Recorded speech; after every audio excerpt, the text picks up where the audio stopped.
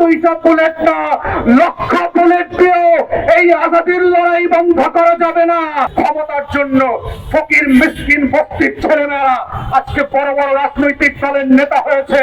ওর নাম পরিচয় নয়, ওদের শিক্ষা দীক্ষা নাই, যারা শত্রু চেনে না, যারা আজাদির লড়াই বোঝে না, যারা হাজার বছরের ইতিহাসের স্বাধীনতা সার্বভৌমত্ব বোঝে না, ওই সকল ক্লাউন গোলামরা আজকে বাংলাদেশের রাজনৈতিক দলের নেতা। এবং তারাই প্রত্যেক পাড়ায় মহল্লায় এলাকাবাসীর কাছে ভোট চেয়ে বেড়াচ্ছে। তারা আগামী সংসদটাকে কিভাবে আজাদির সাথে বেইমানি করে, গণ অভ্যুত্থানের সাথে বেইমানি করে বাংলাদেশকে আবার নতুন করে দিল্লির কাছে বেঁচে দেবে, সেই নাটক মঞ্চস্থ চলছে। আমাদের বক্তব্য খুব পরিষ্কার, বাংলাদেশ 5ই আগস্টের অতীতে ফিরে যাবে না। বাংলাদেশে আওয়ামী লীগ ফিরে আসতে পারবে না। বাংলাদেশে দিল্লির দাসত্ব কায়েম হবে না। বাংলাদেশে কোন সাংবাদিক সুশীলরা এদেশের আজাদির লড়াইকে দিল্লির কাছে বেঁচে দিতে পারবে না। এই বক্তব্য খুব পরিষ্কার।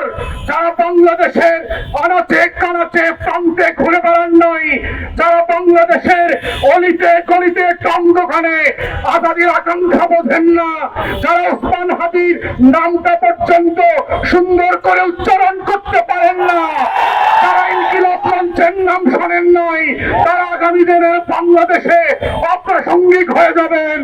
এবং এটাই হচ্ছে আগামী দিনের রাজনীতির মূল তত্ত্ব কথা। এটাই হচ্ছে আজাদির বাংলাদেশ, এটাই হচ্ছে বাংলাদেশ 2। এবং সেই বাংলাদেশ 2 লড়াইতে একটা দুইটা বুলেট না, লক্ষ বুলেট দিয়েও এই আজাদির লড়াই বন্ধ করা যাবে না।